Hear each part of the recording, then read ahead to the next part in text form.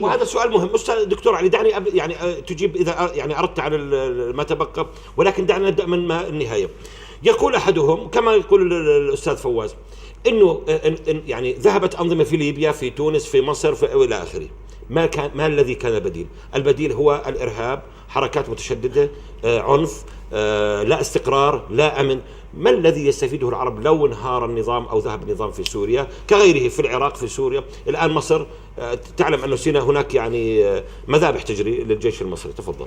نعم جميل. أنا لن أتحدث فيما يتفق عليه حتى عامة الناس. احنا بدنا نجاوب على الأخير. أيوة، سوريا مهمة واقتصاد الدنيا، هذا سأتجاوزه.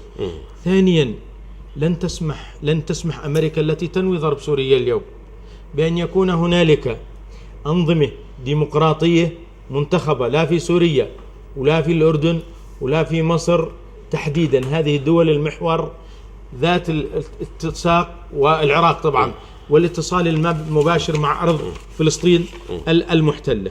بالمقابل بقاء هذه الأنظمة قرابة القرن في هذه المنطقة، وعلى رأس هذا النظام السوري الذي هو النظام الوحيد بالمناسبة، النظام الوحيد الذي حول النظام الجمهوري وانقض على النظام الجمهوري وانقلب على النظام الجمهوري وحوله إلى نظام وراثي، حيث سلم الأب ذو مجزرة الستين. ولكن جاء بانتخابات مجلس الشعب. دقيقة. نعم.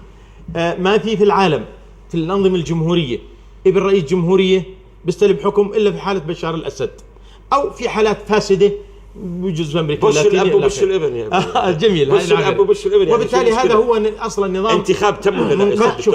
يعني عفوا أنت لا ليس منتخب، لا منتخب. لا انتخبوا مجلس الشعب السوري. هذه مجالس معينة، ونحن نعرف 99 نسبها كانت حتى في العراق وفي سوريا. بس ليس انتخاب، هو النظام الوحيد الذي أصلا انقض على النظام الجمهوري في سوريا، فهو أول المخربين للجمهورية السورية في فرضه حالة من الاستبداد والدكتاتورية والطغيان. طب عندما حكم الإخوان في مصر ألم يؤخونوا الدولة ويحاولوا؟ لا كيف سنة حكموا خربوا مصر يا سيدي. أنا بحكي عن مثالين بعيدين، وأنا أستغرب حتى الأستاذ قبل شوية بيشير الإخوان المسلمين يتهرب من مناقشة الواقع. بالمناسبة بيأسفني أنا دائما مناقش الموضوع السوري عندما لا نناقش الموضوع السوري.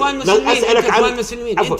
أنا بسألك يا زلمة عيب عليك يا زلمة. مش عيب عليك. عيب عليك.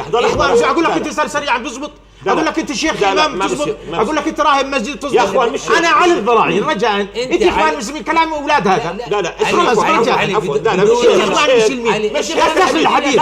أنا زلمة السياسة. يا أستاذ علي دخلتني زي الرجل. لا تولدني، بلاش ولدني. ولدني هذه يا زلمة. يا دكتور علي، يا أستاذ سمير، يا زلمة أنا علي الضراعين قدامك. خلك رجل، خاطبني وجه لوجه. لا تقولش تولدني الأشياء، توديك المخابرات. إخوان المسلمين هذا خطاب رخيص. يا زلمه لحظه يا زلمه يا عمي مش قضية تهمة. هذا زلمه بيلقاش اللي انا شايفه كم يتحاول اخوان مسلمين. طيب انا علي الضراعين قدامك على منافسك. ليش بتخفي حالك؟ يا زلمه ما بخفي حالي، انا ما نذل اخفي حالي. اسمي علي الضراعين. طيب يا نقطة. وعرفت على حالي في الصفة الحالية إذا أخ مسلم شرف عظيم وتاج على راسي.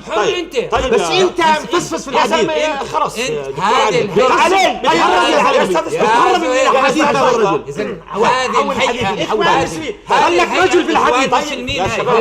خلك رجل. أنا بعلم مليون واحد من مليون واحد. روح بعلم بطيخ. بعلمك الرجولة. بعلم النبي.